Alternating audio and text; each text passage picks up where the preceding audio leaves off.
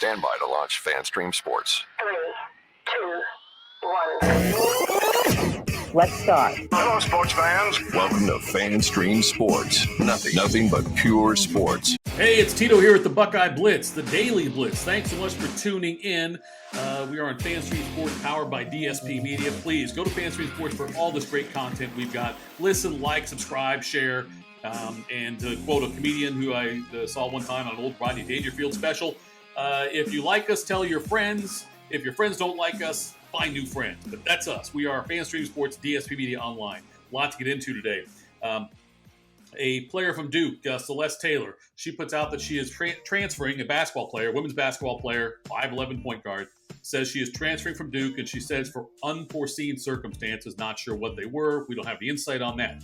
Nonetheless, she has committed to come to Ohio State for her fifth and final season of college basketball. She played for a couple years at Texas, a couple years at Duke, and now she's on to Kevin McGuff's squad for Ohio State. Here's why this is significant. She was first team All-ACC last year and the ACC Defensive Player of the Year in the conference. So she averaged 11.5 points, almost 5 rebounds, 2.5 assists, and a little over 2 steals a game for Duke last season. And in one game in the NCAA tournament, she had 8 points, 8 assists, 10 rebounds, and 10 steals. The first person to do that in an NCAA tournament game on the women's side, have an 8-8-8-8 stat line since at least 2000.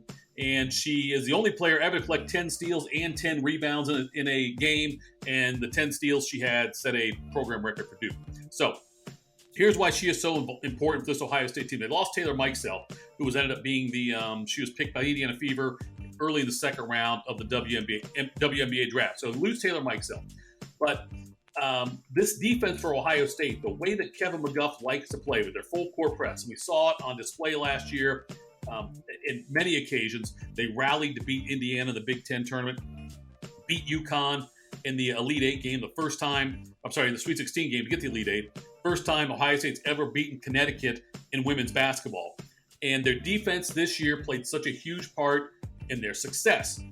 No deficit was too large to overcome when the defense was playing the way when they excelled with their full court press. Now, granted, came short against Virginia Tech in the Elite Eight game, but by and large all season long. So Ohio State, everybody coming back except Taylor Mikesell, at least everybody played significant minutes. They've had a couple people who are transferring out, but they were minimal contributors at best. But they've got J.C. Sheldon coming back and hopefully healthy. And now you add Taylor to this team. And the defense gets better, even better than it was last year. They can create more havoc. The 40 minutes of hell that they want to inflict on teams, they can do that even more effectively now.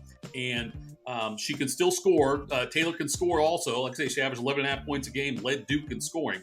So it's a critical addition for Ohio State. They hope to have Madison Green back. It'd be great if she could come back. She's fallen off an injury for the second straight year. J.C. Sheldon, a healthy J.C. Sheldon. With Taylor back there, Celeste Taylor, that's an incredibly frustrating backcourt for other teams. So, congrats to Kevin McGuff for being able to pick her up, Celeste Taylor. It also, just further add to this team already. Look, they were right on the brink of the Final Four last year. They should be a Final Four team this year. That's how good they are. As long as they can stay healthy, that will be the key. Played 2 years at Texas, 2 years at Duke, and now Taylor is headed to Ohio State. Ohio State also has a 4-star freshman point guard coming in, Diana Collins. And, one of the big problems last year with the Ohio State women's team sometimes was a lack of height inside. They have Faith Carson, who's a 6'4" center, coming in also. She is from the state of Michigan. So Ohio State's got a bright future ahead still for Ohio State. Good for Kevin McGuff and what he was able to do in getting Celeste Taylor into this team, mix her in with this Buckeye women's basketball. It's really at a great spot right now. In 10 years of Kevin McGuff now, he's been fantastic. I hope he stays here another 10 years at least. All right, we'll switch over now to NFL draft news. And there's talk that the Houston Texans might not be enamored with the idea of taking a quarterback at number 2. So that did come out that Houston might look defense or might trade back, but that C.J. Stroud might slide down the draft board a little bit. So Adam Schefter at ESPN came out and said that they that they might go a different position, grab the top defender they can possibly get in the draft, as opposed to drafting a quarterback. Probably C.J. Stroud, because it looks like Bryce Young's going number 1 to Carolina. I still say C.J. Stroud is by far the second best quarterback, and he's the best quarterback as far as I'm concerned. No worse than the second best. So what's interesting, though, is something came out yesterday, is Brady Quinn, the former Notre Dame quarterback in Dublin, Ohio, played high school ball in Dublin, Ohio here, went to Notre Dame, brief stay in the NFL, but he was on the Pick Six podcast, and Quinn said that when he was asked about the possibility of C.J. Stroud sliding, Quinn said he was told that Stroud was supposed to be an instructor last year at the Manning family's youth camp, a youth quarterback camp, and be an instructor, and he never showed up. The no call, no show kind of thing. And Quinn said something like that is potentially working against C.J. Stroud and when NFL teams are evaluating him. Now, it turns out that, then Ryan Clark comes out from ESPN and says that's not true. He did his research on it, and Stroud never was committed to be at that camp. So Brady Quinn got it wrong. And Quinn, they go back and forth on social media, the two of them, Quinn and Ryan Clark, and then even RG3 got in on it too. And Clark and RG3 were basically saying, look, you didn't do your homework on this. We investigated it. We looked into it. We saw he was not supposed to be there. Brady Quinn said, well, that's what someone told me, a trusted person. No one's revealing who they talked to. Quinn's not saying who it was that told him that he was supposed to do this. And Ryan Clark is not saying who he talked to in his investigation. The problem is, this is the exact thing he said. The Manning Passing Academy, I've been told that he committed to it the night before, kind of ghosted them.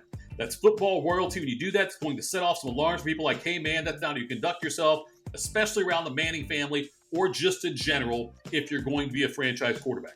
That was what Brady Quinn said on the podcast. The fact that it's not true is a damning thing for Brady Quinn. And I heard him come back out and say he was on Dan Patrick's show earlier today, this being Friday, and tried to talk around it and just said, and Dan Patrick did a great job of kind of putting Brady in his place, I thought, by saying, look, when you say Brady Quinn, when you say this person told me this, that's like Brady Quinn is reporting it. If you put it out there, it's almost like you're saying it's fact, at least according to what you say. Now, Brady Quinn says a lot of nice things about Stroud after that on the podcast. If you listen to the entire thing, he said, look, he said he's still a second best quarterback in this. I don't think this should be a big deal. And, I still think he's the most accurate passer. He said tremendous things. He should be the number 2 quarterback drafted. That's exactly what Brady Quinn said later. But then he kind of poo-pooed over this. He said, I don't know why this is such an important thing. Well, if it's not an important thing, Brady, why do you say it? Why would you come out and make this statement that potentially this is going to make the guy fall in the draft, something like this, and then say, well, it wasn't that important. Well, it's not important, then don't bring it up. Because there's smoke screens all the time with the NFL draft this close. It's coming up. It's on Thursday. It's less than a week away.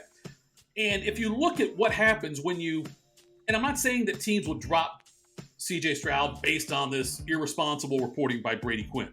But if you look at the money it could cost C.J. Stroud if he drops in the draft, if you're the second pick overall in the draft, your total package is $39.1 million on your contract.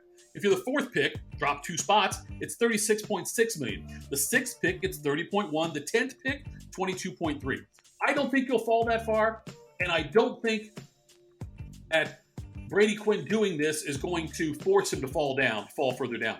But it's a bad look for Brady Quinn. Now, Ryan Clark's not completely innocent in this either, just from the standpoint of, I wish somebody would come out and say, I did my investigative work. This is who I talked to. This is how I confirmed that C.J. Stroud did or did not do this.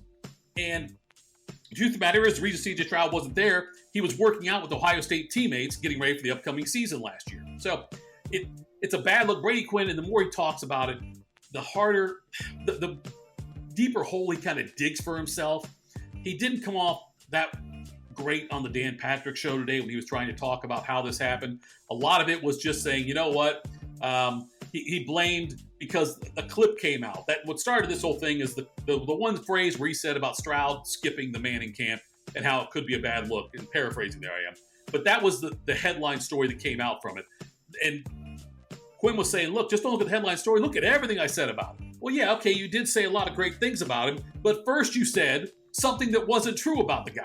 So Brady Quinn was irresponsible in this. I truly believe that he should have confirmed if that was the case or not. And Ryan Clark said, it took me all of an hour or whatever to confirm that was false. And then, like I said, they went back and forth. They supposedly spoke last night, meaning Ryan Clark and Brady Quinn, and